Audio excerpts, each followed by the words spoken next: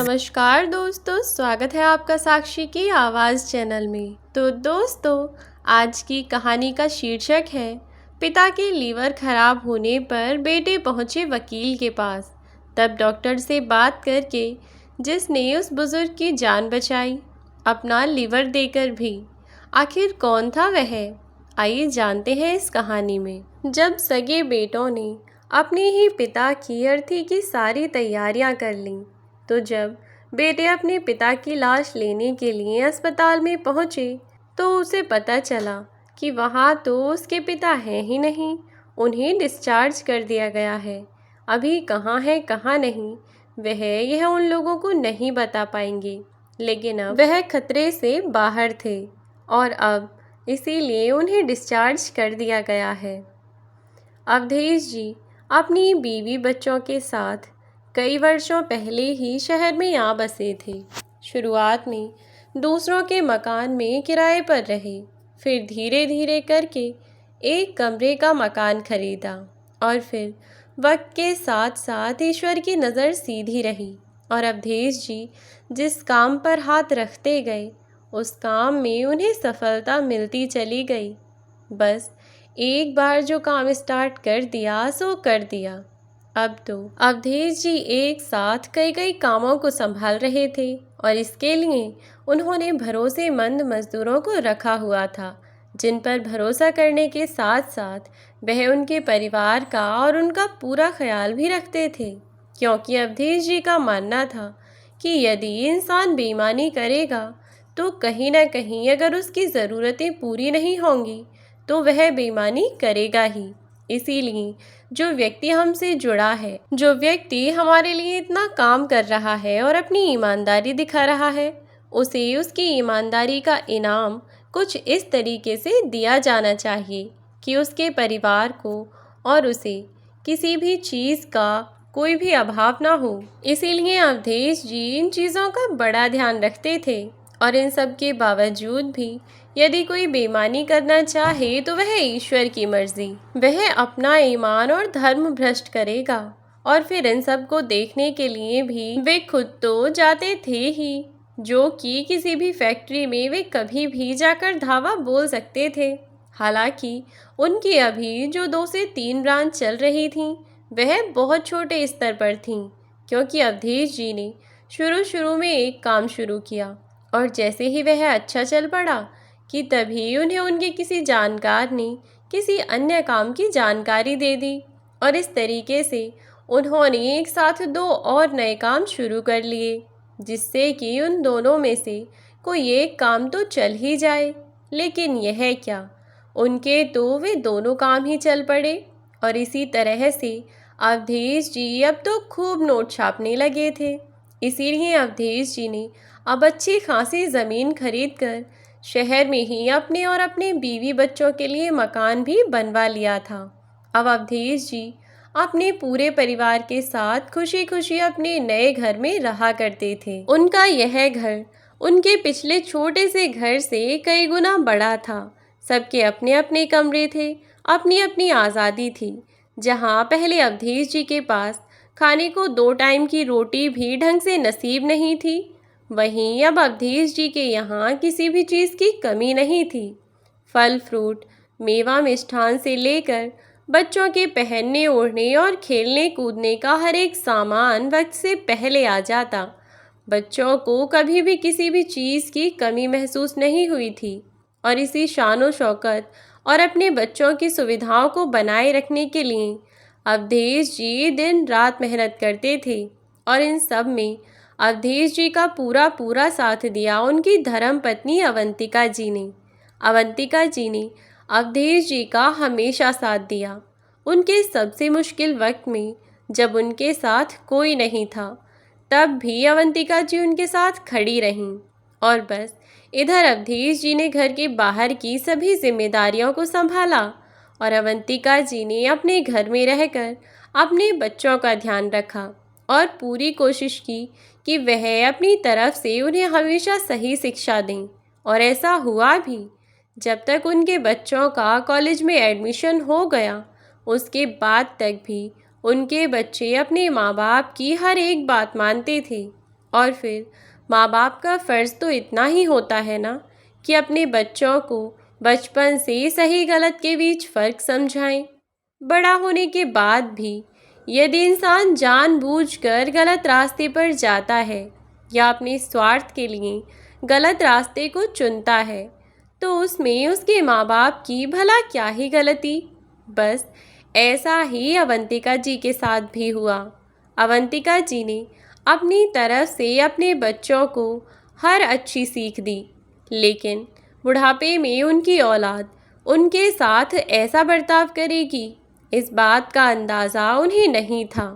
अवंतिका जी और अवधेश जी दोनों ही जब से उनके पैसे की किल्लत दूर हुई थी और ईश्वर की कृपा उन पर बनी, तब से ही उन्होंने गरीब बच्चों का हाथ थाम लिया और जब भी उनसे जितना भी बन पड़ता वह अपनी तरफ से गरीबों की मदद कर दिया करते थे। अवधेश जी और अवंतिका जी किसी भी शुभ मौके पर अनाथ आश्रम जाना नहीं छोड़ते थे। वह अपनी हर खुशी उन अनाथ बच्चों के साथ बांटते थे जो बच्चे अपने माँ बाप से दूर हो गए, और वह पूरी कोशिश करते थे कि उनसे जितना बन पड़े वे उन बच्चों की मदद करें। और जब भी उन्हें समय मिलता तो वह अनाथ आश्रम में घूमने के लिए भी जाया करते थे। इतने अच्छे इंसान के साथ भला ईश्वर बुरा कैसे होने दे सकते हैं। और कहते हैं ना कि आपका किया हुआ हर एक काम आपके सामने ज़रूर आता है, चाहे वह अच्छा हो या बुरा हो। ऐसा ही अवधेश जी के साथ होने वाला था, जिसका अभी तक उन्हें अंदाज़ा नहीं था। अवधेश जी के बच्चे कॉलेज में आ चुके थे। अवधेश जी के 2 बेटे थे। दोनों ही बेटे पढ़ने लिखने में बहुत होशियार थे और उनकी एक इकलौती बहन थी। वह भी पढ़ाई लिखाई में किसी से कम नहीं थी। तीनों भाई बहन साथ में गाड़ी में बैठकर अपने कॉलेज जाया करते थे। कॉलेज से घर और घर से कॉलेज, और सीधा पढ़ाई में ही ध्यान लगाया करते थे। अब अवंतिका जी और अवधेश जी दोनों ही निश्चिंत थे। केवल चिंता थी तो अपने बच्चों की शादी की। इसके लिए उन्होंने अपने बच्चों को एक बात समझा दी थी कि बेटा, यदि कॉलेज में या ऑफिस में कभी भी तुम्हारी लाइफ में तुम्हें ऐसा लगता है कि कोई इंसान ऐसा है जिसके साथ तुम पूरी ज़िंदगी बिता सकते हो, या कोई भी इंसान तुम्हें अच्छा लगता है, तो कोई भी गलत कदम उठाने के बारे में कभी मत सोचना।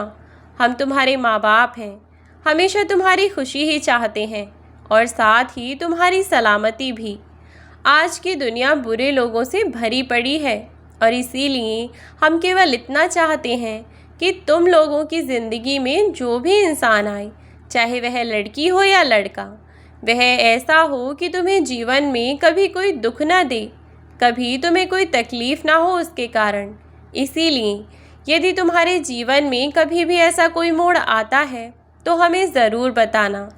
अब अपने बच्चों को उन्होंने इतनी आज़ादी पहले से दी हुई थी ताकि उनके बच्चे कभी भी कोई गलत कदम ना उठाएं, और ऐसा ही हुआ भी। उनके बेटे जैसे जैसे पढ़ाई पूरी कर रहे थे, वैसे वैसे उन्होंने अपने लिए अपने जीवन साथी भी चुन लिए, लेकिन इसके बारे में अभी तक घर पर उन्होंने कुछ नहीं बताया था। इधर अवंतिका जी और अवधेश जी हर बार की तरह इस रक्षाबंधन पर भी उन अनाथ बच्चों के लिए मिठाइयाँ लेकर पहुँचे, जिन बच्चों को शायद ही कोई खुशियाँ नसीब होती होंगी। जो बच्चे पहले ही अपना सब कुछ खो चुके हैं, उन्हें भला कोई क्या ही दे सकता है, लेकिन फिर भी वे मानते थे कि हम उनकी ज़िंदगी के दुख को ख़त्म तो नहीं कर सकते, लेकिन हाँ, थोड़ा सा कम ज़रूर कर सकते हैं उन्हें ऐसी छोटी मोटी खुशियाँ देकर। और बस इसी बहाने से ढेर सारी मिठाइयाँ, खिलौने और राखियाँ लेकर वे अनाथ आश्रम में पहुँच गए। वहाँ जाकर देखा तो सब बच्चे बहुत खुश थे और एक दूसरे के साथ खेल रहे थे। अवधेश जी वहाँ के संचालक के पास पहुँचे, उनसे बात करने के लिए गए, और अवंतिका जी वहीं आसपास खेल रहे बच्चों से बातें करने लगीं और इधर उधर घूमने लगीं कि तभी अवंतिका जी की नज़र वहीं बैठे एक मासूम बच्चे पर पड़ी, जिसके होठों से मुस्कुराहट कोसों दूर थी, जो इतना मासूम था कि उसे देखते ही उसके गाल खींचकर उसे गोद में उठाने को जी चाहता। और इतना छोटा बच्चा, जहाँ सब बच्चे खेल रहे थे, वहाँ वह एकदम उदास होकर बैठा था। यह देखकर अवंतिका जी को बहुत बेकार लगा।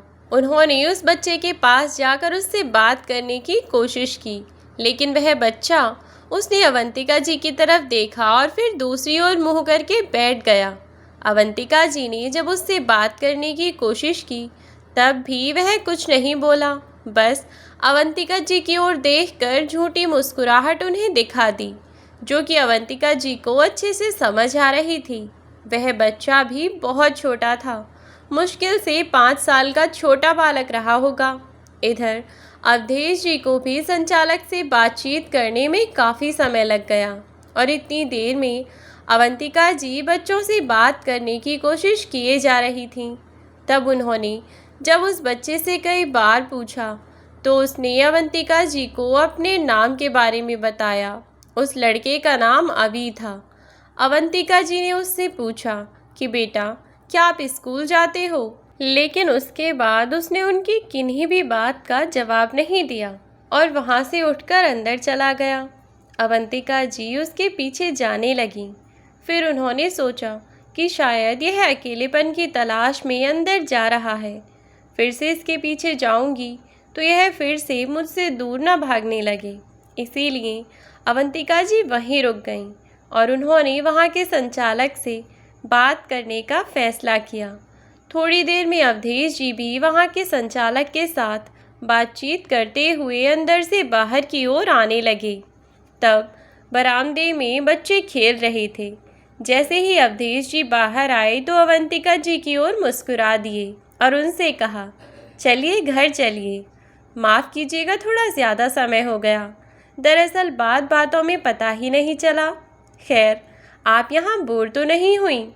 तो मुस्कुराते हुए अवंतिका जी ने जवाब दिया, नहीं नहीं, भला बोरियत कैसी?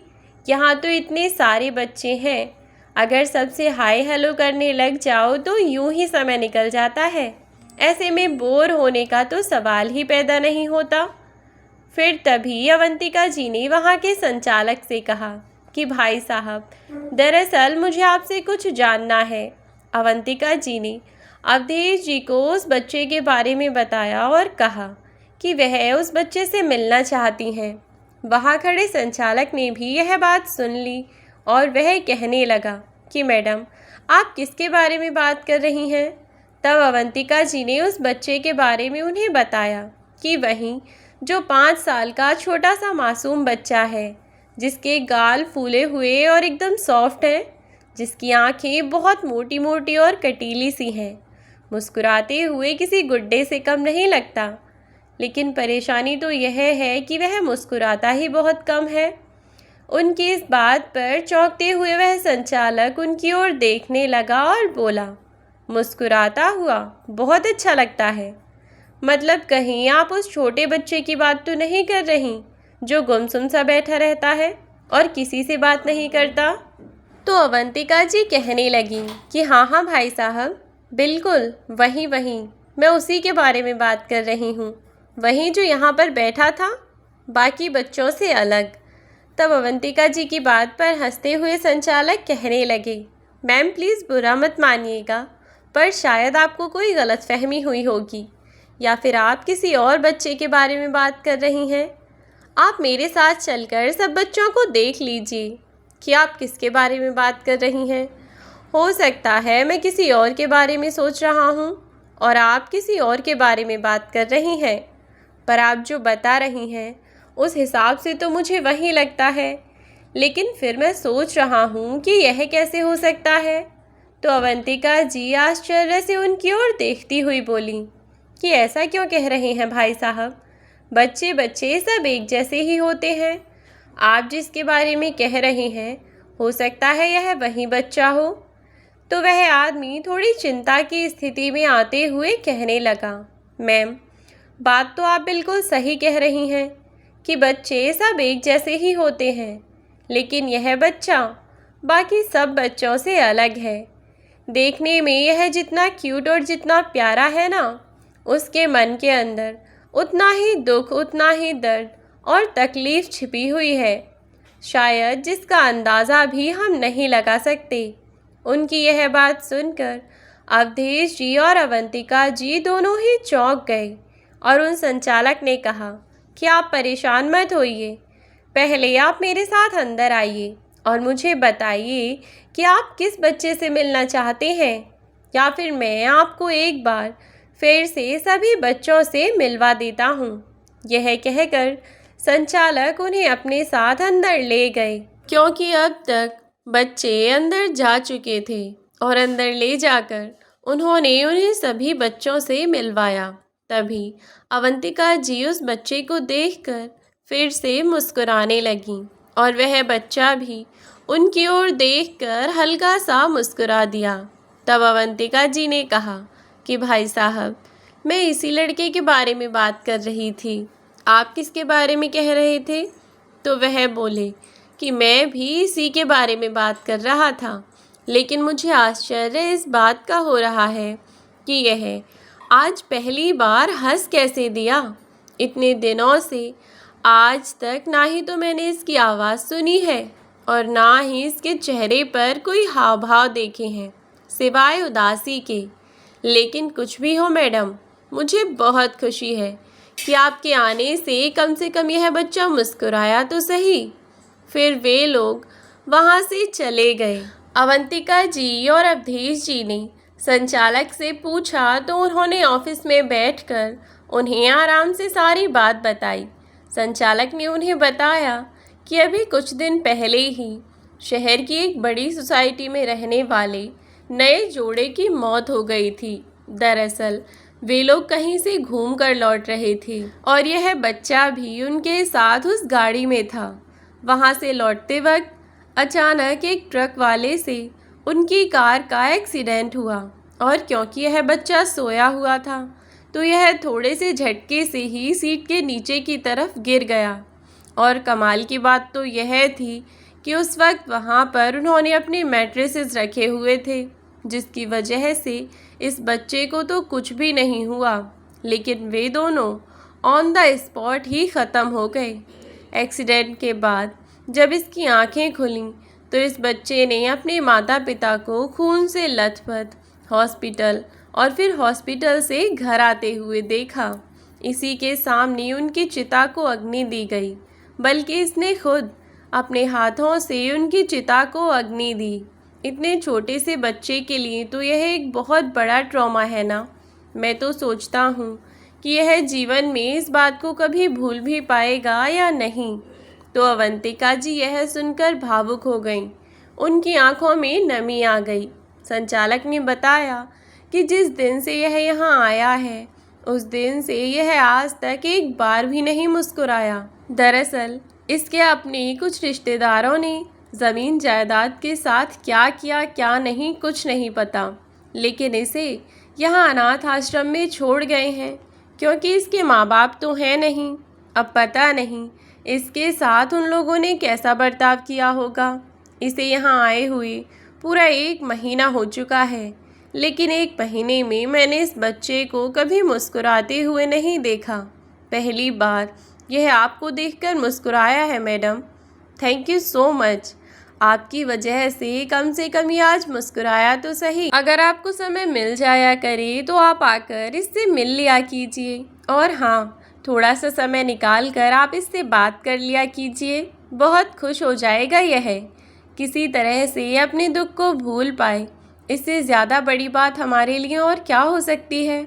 उम्मीद है कि आप इतना कर पाएंगी मैडम। इतना कहकर संचालक ने जैसे ही अपने हाथ जोड़े, अवधेश जी ने उनके हाथों को पकड़ते हुए कहा, भाई साहब, कमाल करते हैं आप। एक मासूम ज़िंदगी को इस दुख से उबारने के लिए क्या हम इतना भी नहीं कर सकते? आप बिल्कुल निश्चिंत रहिए, हम अभी उससे मिलकर आते हैं। अवंतिका जी फिर से उस बच्चे के पास पहुंची और जाकर उससे बातें करने लगीं। इस बार अवधेश जी ने भी उससे बात करने की कोशिश की। अवंतिका जी ने बातों बातों में उसे अपना नाम बताया और कहा कि बेटा, आप ऐसे ही स्माइल करते रहना, मैं जल्दी ही आपसे मिलने आऊँगी। अच्छा बताओ, आपको क्या पसंद है? चॉकलेट, टॉफ़ी, आपको जो पसंद है आप मुझे बता दो, मैं आपके लिए वहीं लेकर आऊँगी। तब उस बच्चे ने कुछ भी नहीं बताया और अवंतिका जी के जाते वक्त वह बच्चा फिर से उदास हो गया। जब अवंतिका जी उससे बाय बाय करने लगी तो उदास मन से चेहरे पर झूठी हंसी लिए फिर से उसने उन्हें बाय कर दिया और अंदर जाकर फिर से ऐसे ही बैठ गया। अवधेश जी ने अवंतिका जी से पूरे रास्ते ही इसी बच्चे के बारे में बात की। सचमुच कितना प्यारा बच्चा है, इतनी सी उम्र में इसने कितना बड़ा दुख देख लिया है। उसकी बातें सुनकर वे सब लोग कहीं न कहीं उससे खुद का जुड़ाव महसूस कर रहे थे। आज तो घर पर आने के बाद भी वे लोग उसकी ही बातें करते रहे, डाइनिंग टेबल पर हो या रात को सोते समय वे लोग बस उसी की बातें करते रहे और ऐसे ही बातें करते करते सो गए। ऐसे ही समय बीतता रहा और समय के साथ वे काम में व्यस्त हो गए और अपने काम के चलते वे भूल गए। ऐसे ही एक दिन सुबह सुबह नहा धोकर जब अवधेश जी नाश्ता करने के लिए डाइनिंग टेबल पर पहुँचे तो उन्होंने अपना फ़ोन देखा। फ़ोन में अनाथ आश्रम के संचालक के कुछ मैसेज पड़े हुए थे जिसमें उसने लिखा था कि सर मैं जानता हूँ आपका शेड्यूल बहुत बिजी है, लेकिन जैसे भी आपको टाइम मिले तो आप यहाँ घूमने ज़रूर आइएगा और हाँ सर, आप अपने साथ मैम को ज़रूर लाइएगा। बस इतना ही मैसेज में लिखा हुआ था। मैसेज पढ़ने के बाद उन्होंने रिप्लाई किया और अपने काम पर चले गए। इधर बच्चों की पढ़ाई भी अच्छी चल रही थी और अवधेश जी इधर अपने काम और अपने बच्चों की जिम्मेदारियों के चलते इन सब के चक्कर में वे इतने बिजी हो गए कि अनाथ आश्रम वाली बात पर बिल्कुल गौर ही नहीं दिया। एक दिन मैसेज में जाकर चेक किया तो अनाथ आश्रम के मैनेजर के उनके पास ढेरों मैसेज पड़े हुए थे। उनकी अपनी कुछ इम्पोर्टेंट मीटिंग्स करने के बाद जैसे ही वह फ्री हुए तो उन्होंने अपनी पत्नी को साथ लिया और मैसेज का रिप्लाई देने की बजाय सीधा उन्हें लेकर उस अनाथ आश्रम में जा पहुँचे और जाते ही उन्होंने मैनेजर से बात की तो मैनेजर ने उन्हें बताया कि जिस दिन से मैम आप गई हैं उस दिन से वह फिर से पहले की तरह बस एक पुतला बनकर रह गया है। खाता तो है लेकिन मुस्कुराता नहीं है मैम। उसे अपने खाने का होश रहता है ना पीने का, बैठा बैठा जैसे किन्हीं बातों में खोया रहता है। इसी के लिए मैंने आपको इतने सारे मैसेज किए। माफ़ कीजिएगा सर, लेकिन मैं आपको परेशान नहीं करना चाहता था। बस इसके चेहरे पर खुशी देखकर मुझे भी सुकून मिलता है, इसीलिए आप लोगों को इतना परेशान किया। अवधेश जी ने इस बार खुद माफ़ी मांगी और कहा कि मैं शर्मिंदा हूँ, जो मैं अपने पारिवारिक मामलों में पड़ने के बाद बिल्कुल भूल गया कि मुझे यहाँ भी आना है। यहाँ भी कोई है जिसे हमारी ज़रूरत है।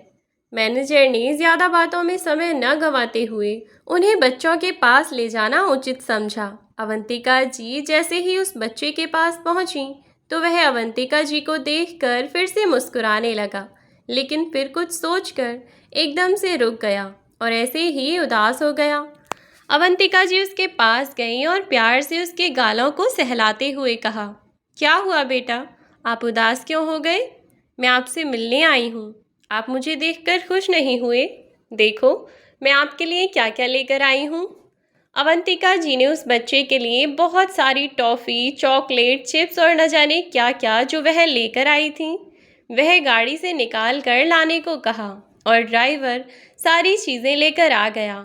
इतने सारे तोहफे अपने लिए देखकर वह लड़का एक पल को संकोच में पड़ गया और उनकी ओर इशारे से पूछने लगा, क्या सचमुच यह मेरे लिए है? अवंतिका जी ने भी इशारे में अपनी गर्दन हिला दी और मुस्कुरा दी तो वह लड़का हंसते हुए अवंतिका जी के पैरों में लिपट गया। अवंतिका जी उसकी मुस्कुराहट को देखकर बहुत खुश हुई। इस बार जब अवंतिका जी और उनके पति अवधेश जी वापस लौट रहे थे तो वह दौड़कर उनके पास आया और उनके पैरों में लिपट गया। अवंतिका जी ने उसे गोद में उठाया और उसके गाल पर प्यार से हाथ फिराने लगी। कभी उसके सर पर हाथ सहलाती तो कभी उसे सहलाती और पुचकारती। तभी वह लड़का भी मुस्कुराते हुए अवंतिका जी के गाल पर ऐसे ही हाथ लगाने लगा और कहने लगा, क्या आप इतने दिनों से मेरे पास क्यों नहीं आई? आप मुझे भूल गई हैं मम्मा, आपको मेरी याद नहीं आती। अवंतिका जी ने जब यह बात सुनी तो वह आश्चर्य से उस लड़के की ओर देखने लगीं, पर वह बड़ी ही मासूमियत से उनके गले में अपने हाथ डालकर उनके कंधे पर अपना सर रखकर आंखों में आंसू लेकर रोने लगा। उसे यूं रोता हुआ देखकर अवंतिका जी अपने आंसुओं पर भी काबू नहीं रख पाईं और उनकी आंखों से भी आंसू छलक पड़े और फिर उस मासूम बच्चे को चुप कराती हुई बोली, उसके आंसू पोंछती हुई बोली, बेटा, माँ को आपकी बहुत याद आती है और वह आपसे बहुत प्यार भी करती हैं। आपकी माँ आसमान में एक तारा बन गई हैं। उनके इस बात पर अभी उठता हुआ उनसे दूर जाने लगा और कहने लगा, मतलब आप मेरी मम्मा नहीं हैं? मेरी मम्मा कहाँ गई हैं मुझे छोड़कर? वो मुझे छोड़कर बहुत दूर चली गईं, कभी नहीं आएंगी अब। ऐसा कहते हुए अभी रोते रोते फिर से अंदर चला गया। इस बार अभी की बातें अवंतिका जी और अवधेश जी के दिल को छू गईं। पूरे रास्ते अभी की कुछ बातें अवंतिका जी के दिमाग में घूमती रहीं और वही सब बातें सोच सोच कर वे रोती रहीं और ऐसे ही घर पहुंच गईं। अवधेश जी ने बहुत शांत कराया, लेकिन वह अपनी भावनाओं पर काबू नहीं रख पा रही थीं।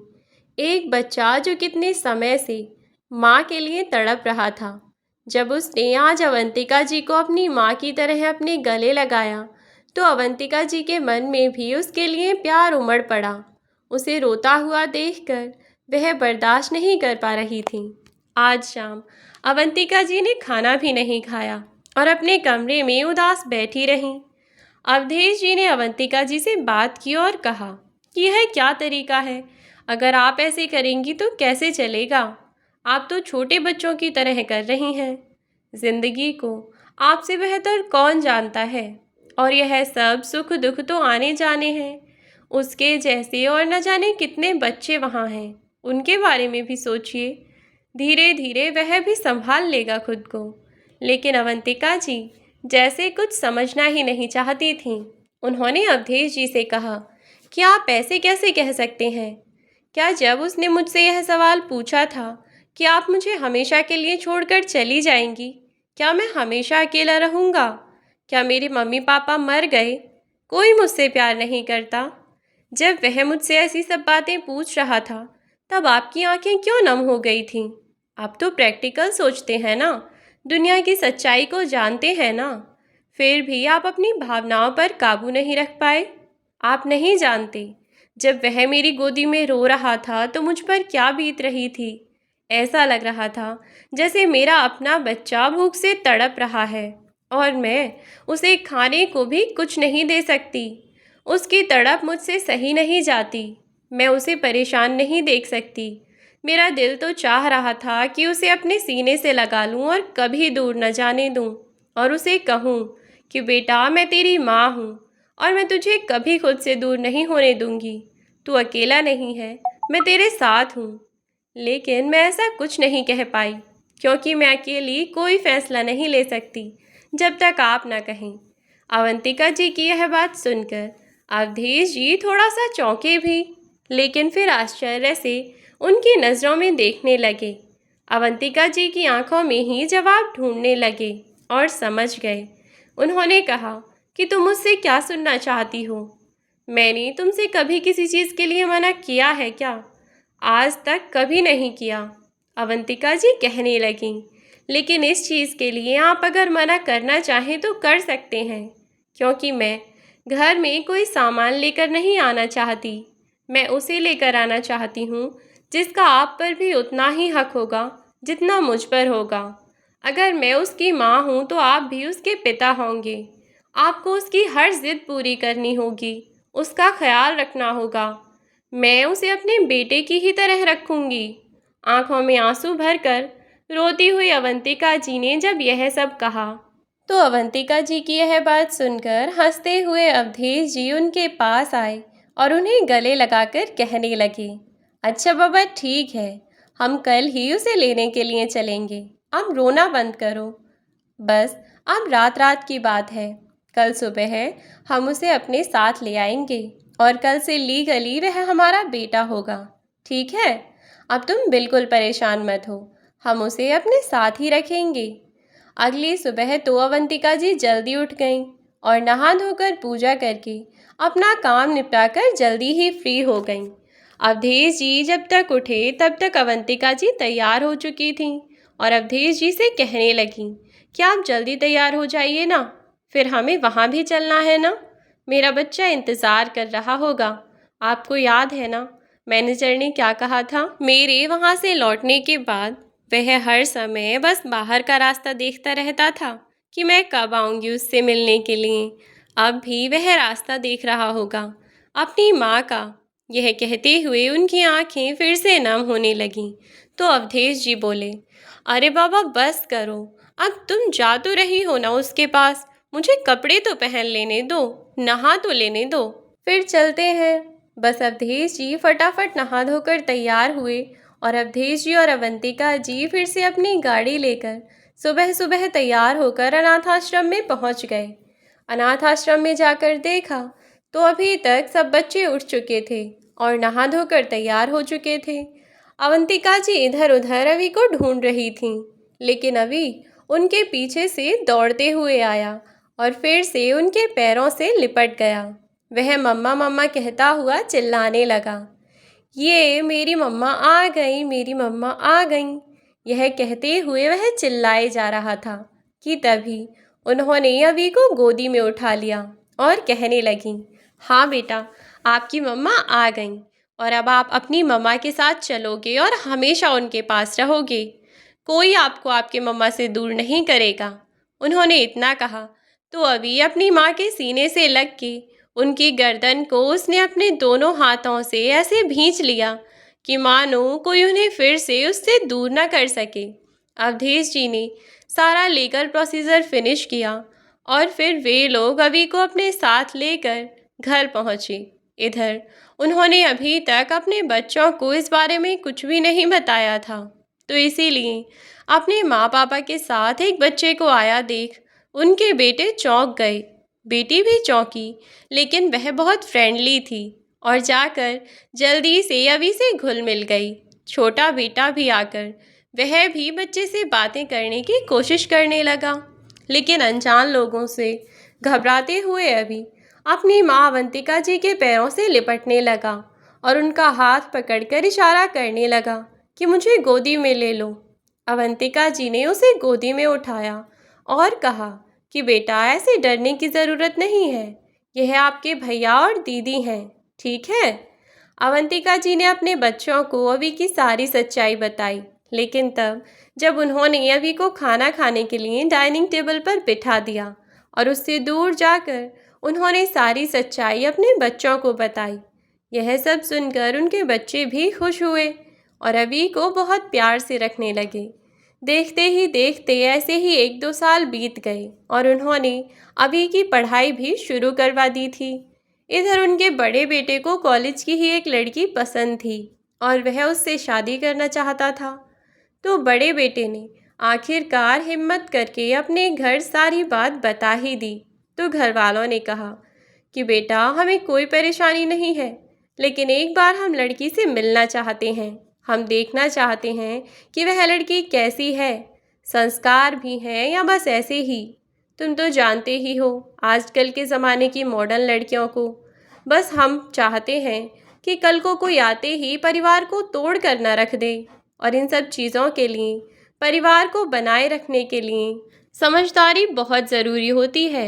इसीलिए मैं और तुम्हारी माँ हम दोनों तुम्हारे साथ चलेंगे। आज तुम्हें कॉलेज छोड़ने के लिए हम दोनों चलेंगे। जैसे ही तुम्हें वह लड़की दिखे तो तुम हमें बता देना, ठीक है। लेकिन शर्त यह है कि तुम फ़ोन करके उसे पहले से नहीं बताओगे कि हम उससे मिलने आ रहे हैं। तुम लोग बस नाश्ता फिनिश करो और फिर हम सब लोग साथ में चलते हैं। अवधेश जी ने अपने बच्चों को यह कहा और फिर अवंतिका जी को भी तैयार होने के लिए कहा। जैसे ही अवंतिका जी तैयार होकर आईं, वे लोग कॉलेज के लिए निकल पड़े। कॉलेज में जैसे ही वे लोग पहुँचे तो पार्किंग में गाड़ी खड़ी करके अवधेश जी अपने बेटे की ओर जा ही रहे थे कि तभी उनके बेटे के पास एक लड़की आई और उसके गले मिलने लगी। यूनिवर्सिटी बहुत बड़ी थी और यह सब नॉर्मल सी चीज़ थी, लेकिन उस लड़की के कपड़े कॉलेज के हिसाब से कुछ ज़्यादा ही छोटे और ज़्यादा ही वाहियात लग रहे थे। देखने में वह लड़की ठीक ठाक घर की लग रही थी, लेकिन उसके कपड़े ऐसा लग रहा था जैसे अभी अभी बेचारी गरीबी रेखा से ऊपर आने की कोशिश कर रही है। इसके पास पहनने को पूरे कपड़े भी नहीं हैं। बेशक अवधेश जी की फैमिली बहुत मॉडर्न थी और उनके बच्चों को कपड़े पहनने की आज़ादी भी थी, लेकिन मर्यादा में रहकर वे भारतीय संस्कृति का बहुत पालन करते थे। लेकिन बच्चों की खुशियों को देखते हुए उन्होंने उन्हें वेस्टर्न कल्चर को अपनाने की भी अनुमति दे रखी थी और कह भी रखा था, जो करना है, जो पहनना है पहन सकते हो, लेकिन मर्यादा में रहकर। और कहीं न कहीं उनके बच्चों ने अपनी लिमिट्स खुद सेट की हुई थी। उनकी बेटी ने भी आज तक कभी ऐसे कपड़े नहीं पहने थे जैसे वह लड़की सामने कपड़े पहनकर खड़ी हुई थी, और गले मिलना तक तो ठीक था। वह आते ही उनके बेटे को हाथ पकड़कर उसे खींचते हुए ले जाने लगी कि तभी उनके बेटे ने अपनी गर्लफ्रेंड की तरफ इशारा किया और वह रुक गई। जैसे ही अवधेश जी के बेटे विपुल ने अपनी गर्लफ्रेंड विनीता को कहा तो वह चुपचाप सीधी खड़ी हो गई और हाथ जोड़कर उनसे नमस्ते करने लगी। खैर, उसके कपड़ों के हिसाब से यह चीज़ बिल्कुल भी सूट नहीं कर रही थी, लेकिन फिर भी उसकी यह आदत उन्हें ठीक लगी और वे लोग अपने बेटे को छोड़कर अपने अपने काम पर चले गए और अवधेश जी ने अपनी पत्नी को घर छोड़ा और फिर वे ऑफिस के लिए निकल गए।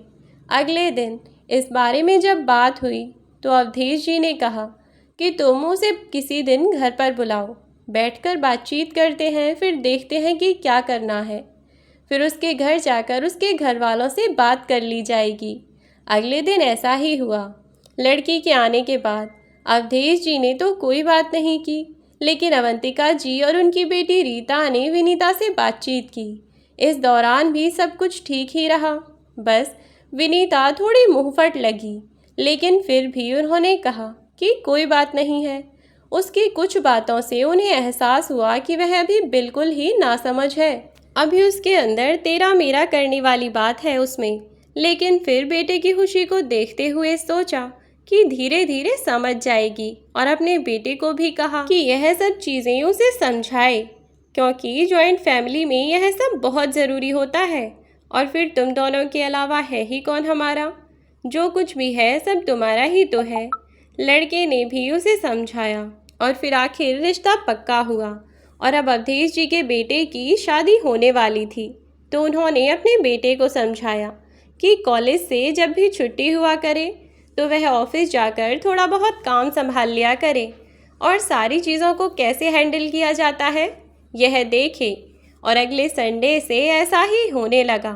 उनका बेटा उनके साथ ऑफिस जाने लगा और धीरे धीरे चीज़ों को सीखने लगा। इधर अभी धीरे धीरे घर में सबके साथ घुल मिल रहा था।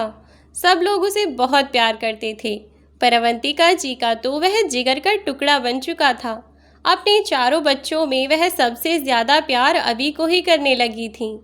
एक तो वह सबसे छोटा और सबसे प्यारा था, ऊपर से उसकी मासूमियत भरी बातें सबको हंसा हंसा कर पागल कर देता था।